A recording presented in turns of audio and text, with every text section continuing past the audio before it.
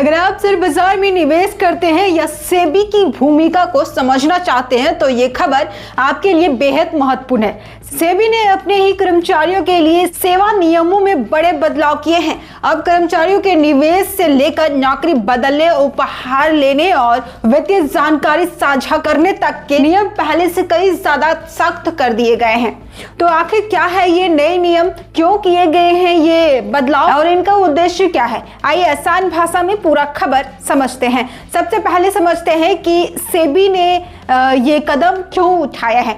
सेबी भारत के शेयर बाजार का सबसे बड़ा रेगुलेटर है। इसका काम निवेशकों के हितों की रक्षा करना, शेयर बाजार में पारदर्शिता बनाए रखना और किसी भी तरह की गड़बड़ी या अंदरूनी जानकारी के गलत इस्तेमाल को रोकना है। ऐसे में अगर सेबी के अपने कर्मचारियों पर ही सख्त नियम नहीं होंगे तो हितों के टकराव, अपनी कॉन्फ्लिक्ट ऑफ इंटरेस्ट का खतरा बढ़ सकता है। इसी वजह से सेबी ने अपनी सेवा नियमों में कई बड़े संशोधन किए हैं। सबसे बड़ा बदलाव परिवार की परिभाषा को लेकर किया गया है। अब सिर्फ पति पत्नी और बच्चों तक ही नियम सीमित नहीं रहेंगे। नियमों में गोद लिए गए बच्चे, सौतेले बच्चे और ऐसे लोग भी शामिल होंगे जो किसी कर्मचारी पर आर्थिक रूप से काफी हद तक निर्भर है। यानी अब इन सभी लोगों के निवेश और वित्तीय जानकारी से जुड़े खुलासे भी सेबी के नियमों के दायरे में रहेगा। अब बात करते हैं नौकरी छोड़ने वाले कर्मचारियों के लिए बनाए गए नए नियम की। सेबी ने 2 साल की कूलिंग ऑफ पीरियड यानी अनिवार्य कर दी है।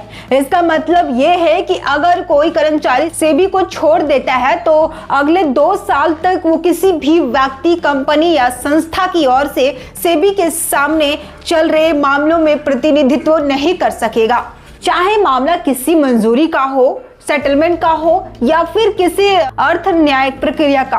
पूर्व कर्मचारी उसमें भाग नहीं ले पाएगा।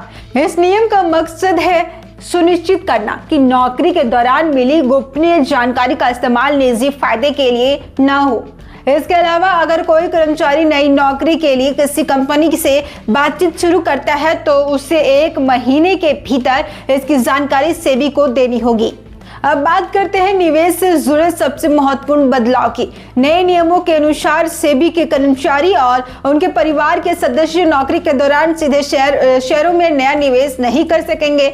सिर्फ शेयर ही नहीं बल्कि ऐसे वित्तीय संसाधन जिन्हें बाद में इक्विटी में बदला जा सकता है और डेरिवेटिव में भी नया निवेश प्रतिबंध रहेगा। हालांकि निवेश के सभी रास्ते बंद नहीं किए गए हैं। कर्मचारी अब भी म्यूचुअल फंड, रिटेल और अन्य रेगुलेटर निवेश माध्यमों से निवेश कर सकेगा। यानी सेबी का उद्देश्य निवेश पर रोक लगाना नहीं है बल्कि संभावित हितों के टकराव को रोकना है। सेबी ने कुछ निवेश उत्पादों में निवेश की सीमा भी तय कर दी है।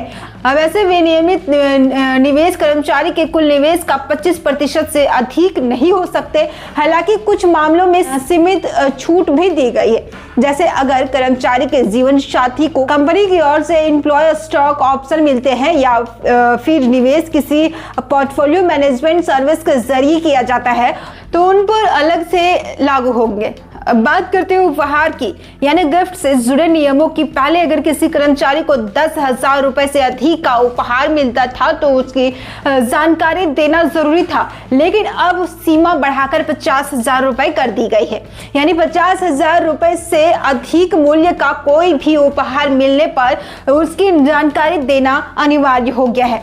साथ ही सेबी ने यह भी स्पष्ट किया है कि शादी, त्योहार या अन्य सामाजिक और पारंपरिक अवसरों मिलने वाले सामान्य उपहार की परिस्थितियों में स्वीकार किया जा सकता है। अब सबसे बड़ा सवाल यह है कि क्या इन नियमों का असर आम निवेशकों पर पड़ेगा? सीधे तौर पर नहीं। ये नियम सेबी के कर्मचारियों के लिए बनाए गए हैं, लेकिन अप्रत्यक्ष रूप से इसका फायदा पूरे शेयर बाजार और निवेश को मिलेगा।